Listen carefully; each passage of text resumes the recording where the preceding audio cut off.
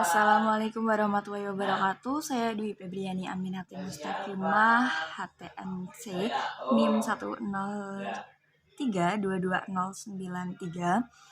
Di sini saya akan melengkapi tugas dari mata kuliah pengantar ilmu politik, yaitu mereview buku. Nah, kebetulan saya di nomor urut 15, jadi saya mendapatkan bagian 6, yaitu mengenai anarkisme. Cukup menarik ya. Melihat dari zaman dahulu itu yang namanya kekuasaan itu sudah ada, tetapi sampai saat ini masih ada kaum-kaum yang menentang akan hal itu dan menganggap bahwa kekuasaan-kekuasaan seperti itu dapat merebut gitu, akan merusak hak-hak dari individu gitu seperti itu. Nah, lebih lengkapnya nanti akan kita bahas di video kali ini.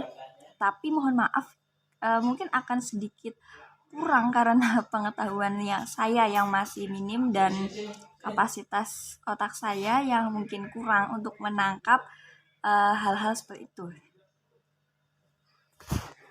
Pertama itu untuk pengertian anarkisme ya. Untuk secara etimologis ya, anarkisme itu berasal dari bahasa Yunani anarkia yang memiliki arti tanpa pemimpin. Nah, jadi pada intinya anarkisme adalah penolakan otoritas politik permanen. Anarkis ini melihat institusi permanen dengan kekuatan monopolistik untuk melakukan kekerasan dan memaksakan kehendaknya terhadap suatu populasi itu dianggap berbahaya gitu, dianggap berbahaya dan bisa merebut kebebasan manusia. Pierre Joseph Proudhon itu menuliskan, siapapun yang menyentuhku untuk memerintahku adalah perampas dan tiran. Saya menyatakan dia sebagai musuh. Nah, yang saya tangkap dari tulisan beliau ini menganggap seseorang yang menyentuhnya itu maksudnya kayak memerintah gitu ya, yang bisa dibilang ini itu negara gitu, itu dianggap sebagai musuh karena dia itu merebut hak-haknya gitu, merebut kebebasannya seperti itu. Lalu selanjutnya itu ada macam-macam anarkisme. Yang pertama itu ada anarkisme sosial. Anarkisme sosial itu perkumpulan orang-orang anarkis yang mana mereka itu memprioritaskan komunitas, kerjasama, dan kebebasan sosial, serta melihatnya sebagai kebutuhan dan melengkapi kebebasan individu. Si anarkisme sosial ini menganggap bahwa negara adalah institusi penindas yang tidak dapat disangkal, yang bisa menghambat kebebasan dan secara paksa mencegah atau menghancurkan organisasi kolektivitas.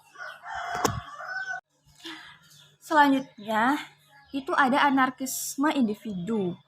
Jadi anarkisme individu ini adalah mereka kaum-kaum gitu yang memperjuangkan kebebasan individu itu merupakan segalanya. Jadi anarkisme individu ini mempunyai mereka itu memegang teguh, pokoknya intinya kebebasan individu itu di atas segalanya dan itu tidak dapat diganggu-gugat baik oleh pemimpin kita itu, oleh negara itu. Makanya si kaum anarkisme ini itu menolak adanya pemimpin karena mereka tuh menganggap hal-hal seperti itu bisa mengganggu kebebasannya. Sedangkan khususnya si anarkisme individu ini tuh menjunjung tinggi semboyan bahwa kebebasan individu itu merupakan segalanya gitu. Terus anarkisme individu ini berkembang pesat dalam bidang filsafat dan sastra. Jadi sebagian mereka itu membangun doktrin dan argumen yang teoritis yang membentuk dasar anarkisme gitu. Jadi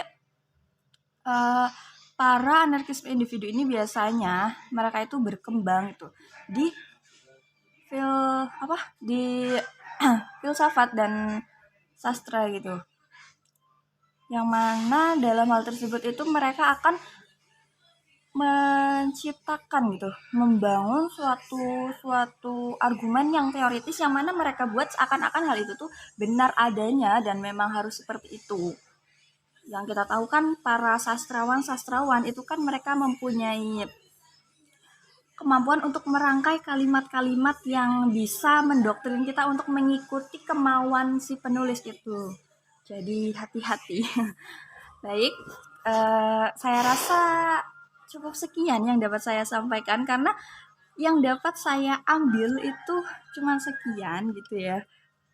Jadi saya mohon maaf atas segala kekurangannya dan terima kasih atas perhatiannya. Wassalamualaikum warahmatullahi wabarakatuh.